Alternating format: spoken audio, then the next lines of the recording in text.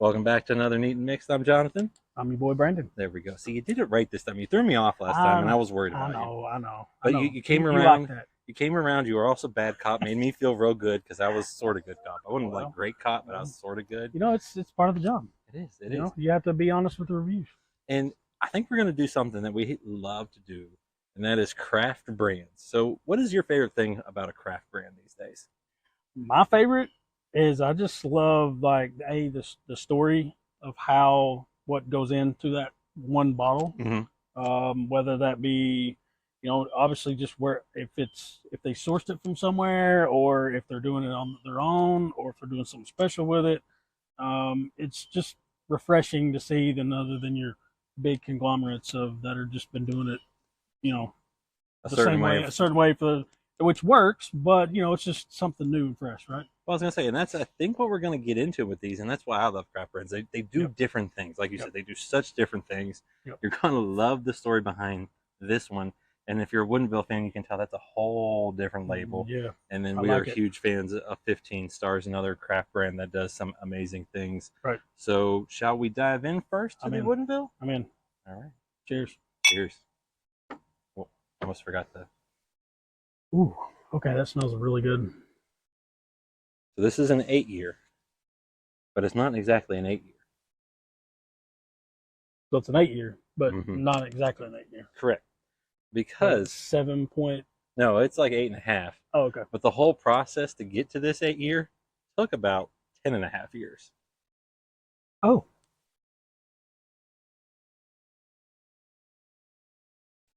Oh. No? Not See, first drink was not. Oh, mine was. So the story behind this 8-year, the barrels are made from heavily toasted, lightly charred from the Independent Stave Co., and then air dried for 24 months. So the staves are 24-month open air seasoned staves. Okay. Then they make the barrel. Right. Then they put the juice in. Okay. So it's about a 10.5, 11-year process. Right. For these to even see the light of day. Right. Well, because you got the process of doing the barrels. That was a 2-year process. Then you got the 8-year juice. Yeah. So, but not so at first on the. No, I'm gonna do one more drink, or one more taste, and then I'm gonna give you my notes. See, that's what we talk about with the craft, though, that they get to do different things. Open to leave something out in the open for that long, be seasoned is pretty cool. All right, so. On the front end, I get sweet, like cherries, cordial cherries, or cherries that you put in an old fashioned, like that type of flavor, like the orange, bitters, cherries, whatever, right? Then as it goes middle section, I get earthy, grassy, and I get peat, like peat, really? like peat from a Scotch. Okay. Because it started to how peat, peat will it's like that. Menthol, dentist, numb your mouth, it's not the best stuff, flavor. You know what I mean? No. And then on the very back end, once it goes down, I get like cigar. Like cigar. That sounds like a roller coaster ride for you. Oh, it is. Don't get me wrong. I just don't know if it's a good roller coaster ride or not. That's you don't know if you got upside down, feeling a little queasy, a little wonky. That's what I'm trying to figure out. And there's a lot going on. I will say though, it is very. See, I like the flavor. Like I didn't get much of those kind of earthy. I got a lot more of that spice, the cherry, things like that. I got more on that side. Like that first sip for me, I looked at you and you had that face, and I was like, well, because I had the happy face. Well, because when you looked at me, it hit the middle part and it was going earthy, grassy, peat, and I'm like. And you're like, my taste buds are confused. This is not.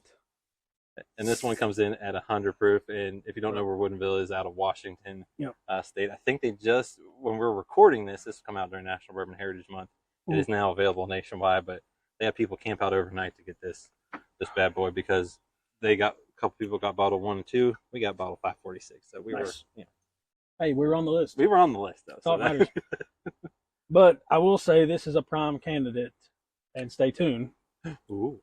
comebacker. Ooh, we might have to do. We'll see, and this is why we're kind of mixing things up so we can get to do some of those fun comebackers. So now let's go to one that we love, a brand that we love, I should say. We haven't had the First West Bourbon. We've had their First West Rye, batch 1 and batch 2. Right. So this is a bourbon. Like the rye, this blend is from Kentucky, Tennessee, Indiana whiskeys aged 7, 9, and 15 years. Proof 106. Okay. I don't get anything on the nose. It doesn't do anything. I'm wondering if it's these glasses that I picked out. I don't know. Maybe not. I don't. Well, it shouldn't be that. But I don't get anything on the nose on that one. Just like I did the. Maybe a little bit, but not the previous one. I don't get. Not a ton. All right. Do I need to stick the bottle in your nose? Mm-hmm. Mm-hmm.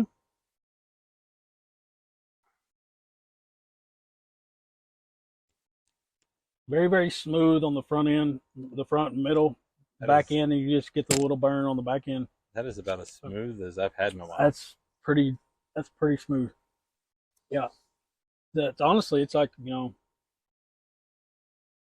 kind of like, that you're just right down the middle top bourbon. Like it goes down smooth, front, middle, and then back. Is that the all number one heater that you like? Yep. Just a little bit of burn going down, but it ain't. But at 106, it's not much. And it's not a ton. And this was 100 proof. I didn't feel much burn on it. This was a lot of flavors. Whereas this one is very more I will say straight. I will say that's why I say this is a big time candidate for a comebacker, because this had a lot of flavor, but it also didn't. When I say juicy, it left in the mouth, like it just didn't dry it out. Didn't dry what I'm saying? Yeah. Like it just kind of left it. So we'll see what maybe some oxygen does in the bottle for that one. Yep. Yeah, absolutely. And if you buy that and take it at home and you get the same kind of notes and all that stuff from it, then I think that's a really good one to put in a decanter to open it up. Well, it's got a good color to it too. Oh, both of these have great color to it for 8, and then obviously this 100%. Has got the 7, 9, and 15 year blend. But yeah, that's what you want to see on that. Oh yeah, like for real. All right, now the test. MSRP on this bad boy, $129. MSRP on this bad boy, $139. All right. I get why the price is high. I mean, that. I get it is more toward the 10 and a half year process, right? I think it's a little high, but especially for the flavor profiles that I'm getting. Yeah. But like somebody like you, if you get a different profile, and like I said, maybe I come back to it and let it get some oxygen, and maybe it's one of the best things I've ever had. I don't know. But for me right now, I think 130 is a little high for me. That one is you said 140? 140. I mean, that's high too. But the taste of this one does it for you. Can get me there. Yeah. At 140. Especially if you're buying, like, if you want something nice, like as a gift, or if you want just something nice to put on the shelves for friends, families, relatives, or whatever that's coming over, bourbon lovers, then you want to get them something different to try. That is 15 stars. That is the craftiness of them. Correct, because this is not the Buffalo Trace. This isn't your Heaven Hill. This is completely different stuff, and they're doing it really, really, really damn well. So yes, they are. So no, maybe is that what we're getting at? No special pour. Yeah, I mean special pour. Yeah. See, I am all in on this. Whatever it was, that one hit me perfect. This one is, like you said, it's a straight shooter. You're not going to get the roller coaster ride that you get on some things. Correct. But it is a pleasant drink. I feel like you could, we're hitting the fall. Both of these would be great outside by fire, maybe with a cigar. I think you would enjoy those if you like my palate. Yep. You, I know, a little different. Yeah, and like I said, this one gave me a roller coaster of flavors. It did. This one, which again, I've not really fully decided if that's bad or good, but at $130, I'm gonna have to say no right now. But who knows? Maybe this will be a comebacker. If that's a comebacker, and I'd probably more apt to, if it's $100, I would be, But again, You know, it's just the flavor profiles that I was getting, the tasting notes up, you know, those 3 pours. It's good to know though that the bad cop is still here. I'm gonna be good cop because I love this one. I love this one more than that one, but both of them were really good. And see, now that is set for a few minutes, the smell, the nose is completely different to me. Really? What does it taste like? It smells like, not taste. I know, but I want you to taste it now. Well, it smells like maple syrup, honestly.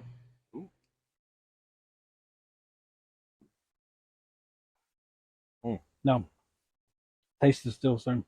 I got more peat that time. See, I didn't. But I did get the maple syrup. Yeah, you got that flavor. I did on the nose. On the nose, fantastic. That's I don't know, but I love it. So you're a no on that one. Yes, on that one, or at least for special pours. Yeah, for sure. Yeah, like I said, $140. I mean, it's it's quite a bit. It's pushing. That's quite a bit of money for a bottle of bourbon, but you're getting 15, 9, 7-year-old blend, and they know how to blend. They do. They are fantastic. Not a knock against anybody else, but they know. And I think their profile matches ours. Yeah, 100%. All right. Yep, agree. Cheers. Cheers.